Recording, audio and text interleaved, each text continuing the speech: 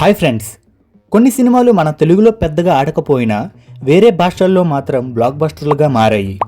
అలాంటి ఆసక్తికరమైన 6 సినిమాల గురించి, అవి ఎందుకు ఇక్కడ ఫ్లాప్ అయ్యాయో, అక్కడెందుకు హిట్ అయ్యాయో ఈ వీడియోలో చూద్దాం. ఈ లిస్ట్లో జంజీర్, స్పైడర్, జనతా గ్యారేజ్, సైరా, సర్కార్, సై సినిమాలు ఉన్నాయి. అయితే ఈ 6 సినిమాల్లో మొదటిది తుఫాన్ గురించి మాట్లాడుకుందాం. రామ్ చరణ్ మొదటి బాలీవుడ్ సినిమా ఇది. ఈ సినిమా హిందీలో జంజీర్, తెలుగులో తుఫాన్గా విడుదలయ్యింది. తెలుగులో ఇది పెద్దగా విజయం సాధించలేకపోయింది. అయితే హిందీలో మాత్రం ఒక మోస్తారుగా ఆడింది. రామ్ చరణ్కు అక్కడ మంచి ఓపెనింగ్ ఇచ్చింది.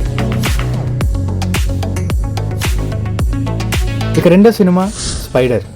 మహేష్ బాబు నటించిన ఈ సినిమా తెలుగులో ఫ్లాప్గా నిలిచింది. కానీ ఈ సినిమా తమిళంలో మంచి విజయం సాధించింది. దీనికి కారణం దర్శకుడు మురుగదాస్కి తమిళంలో ఉన్న పేరు మరియు అక్కడ ప్రేక్షకులకు కథ బాగా కనెక్ట్ అవ్వడం. ఇక మూడో సినిమా వచ్చేసరికి జనతా గ్యారేజ్. ఎన్టీఆర్ హీరోగా వచ్చిన ఈ సినిమా తెలుగులో చాలా అంచనాలతో విడుదలైనా ఆశించినంత విజయం సాధించలేదు. అయితే హిందీలో డబ్ అయిన తర్వాత ఈ సినిమా అక్కడ పెద్ద హిట్గా నిలిచింది. యూట్యూబ్లో కోట్ల వ్యూస్ సాధించి హిందీ ప్రేక్షకులను బాగా ఆకట్టుకుంది. ఇక నాలుగో సినిమా సైరా నరసింహారెడ్డి. మెగాస్టార్ చిరంజీవి గారి డ్రీమ్ ప్రాజెక్ట్ ఇది. తెలుగులో ఇది కొంత నిరాశపరిచింది.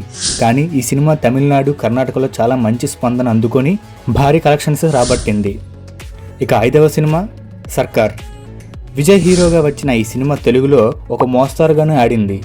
కానీ తమిళనాడులో ఇది ఒక బ్లాక్ బస్టర్గా నిలిచింది. విజయ్ స్టార్డమ్ మరియు పొలిటికల్ థీమ్ అక్కడ ప్రేక్షకులను బాగా ఆకట్టుకున్నాయి.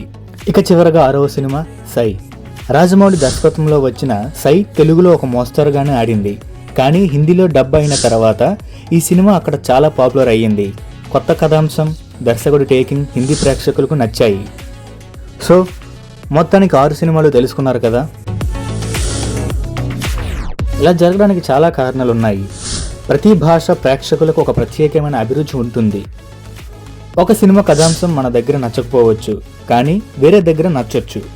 అలాగే దర్శకుడు లేదా హీరోకు వేరే భాషల్లో ఉన్న ఇమేజ్ కూడా ఒక కారణం. ఈ సినిమాలన్నీ వాటి సత్తా ఏమిటో ఇతర భాషల్లో చూపించాయి. మీరు కూడా ఇలాంటి ఏమైనా సినిమాలు చూసారా? కామెంట్స్లో చెప్పండి. ఇంకో వీడియోలో కలుద్దాం.